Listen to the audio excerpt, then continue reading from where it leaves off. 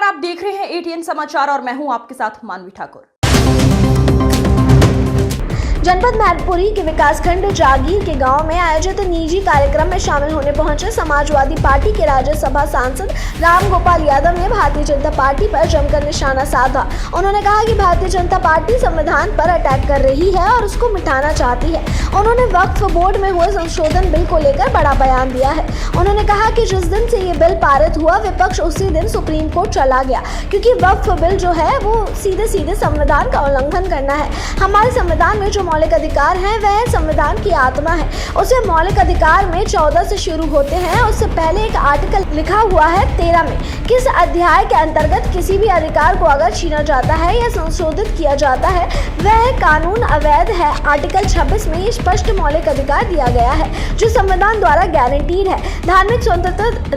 धार्मिक स्वतंत्रता के रहते हुए ये जो धार्मिक क्रियाकलाप है, शैक्षणिक शिक्षण संस्थाएं हैं, अन्य संस्थाएं हैं, उनको मॉनिटरी को उनका पूरा प्रबंध करने का स्वयं अधिकार है। उसे किसी भी तरह का कोई भी हस्तक्षेप होगा तो गैर कानूनी होगा। सर, सरकार ने वक्फ बिल को पास करा दिया है। क्या विपक्ष जो है सुप्रीम कोर्ट जाएगी?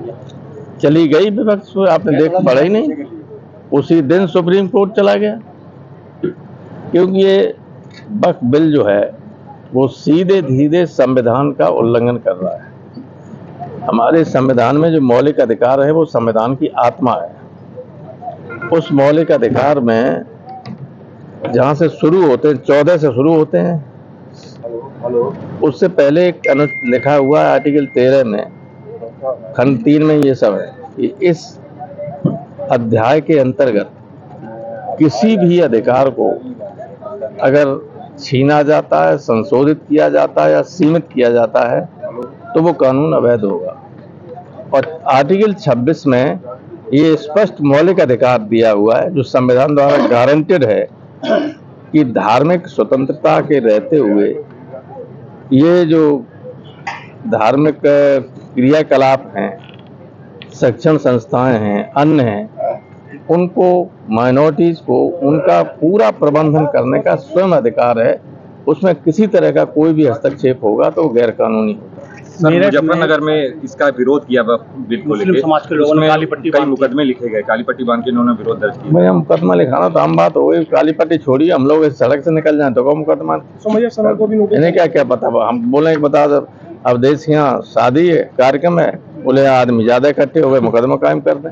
ये तो अब एक डिक्टेटोरियल गवर्नमेंट है, यहाँ कोई सरकार थोड़े ही। सुमैया राणा को हाउस अरेस्ट किया गया, उसके खिलाफ नोटिस जारी किया, व्हाट्सएप पे नोटिस की इंफॉर्मेशन दी गई है।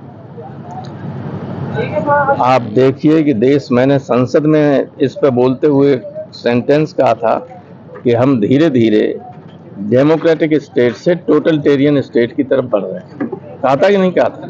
टोटलिटेरियन स्टेट होता है जहां विपक्ष का विरोध को सहने की कोई शक्ति नहीं होती है, कुछ किसी गवर्नमेंट में कोई इच्छा नहीं होती है, उसको सहने ही नहीं कर सकते। वो no opposition, nothing whatsoever. Samajwadi Party का क्या स्टैंड? समाजवादी पार्टी का क्लियर शुरू से स्टैंड है कॉमर्स के खिलाफ। जिन लोगों ने अब तक जितने भी चुनाव होते रहे उसमें हमेशा समाजवादी पार्टी आरोप लगाती है। देखिए, जिन लोगों के पक्ष में वोट दिया वो सब बीजेपी समर्थक थे। क्षेत्रीय पार्टी जो थी एक तरफ कह रही थी कि हम विपक्ष के साथ हैं, दूसरी तरफ नहीं, उसमें केवल 2 ही पार्टियां थी और कोई नहीं। अच्छा, वो मोदी जी के साथ हैं, नीतीश कुमार की, चंद्रबाबू नायडू, और तो सब साथ हैं। सर, वोटर लिस्ट को लेकर लगातार मांग हो रही है, उसको लेकर बीजेपी स्वीकृति नहीं दे रही है, क्या चक्कर है? किस तरह का आपकी आगे स्टैंड है? अब है, न्यायालय उसका संज्ञान ले रहा है। प्रोफेसर, देश में सबसे ज्यादा विकास रोजगार के मुद्दे बोल रहे हैं, अब सिर्फ धार्मिक मुद्दों पे राजनीति हो रही है। जब कोई गवर्नमेंट जनहित का कोई काम नहीं करती है तो लोगों का ध्यान भटकाने के लिए इसी तरह के मुद्दे सामने लाती है। स्थिति ये है कि परसों जसराना के कुछ लोग आए थे हमारे पास, महिलाएं थीं, जो कह रही थी कि हम लोगों की स्थिति ये है कि भूखे शाम को सोना पड़ता है। मैंने कहा जो गवर्नमेंट देती है, बोले गवर्नमेंट देती है उसमें कोई पढ़ाई लिखाई, बच्चों की दवाई, ये कैसे थोड़ी चल सकती है?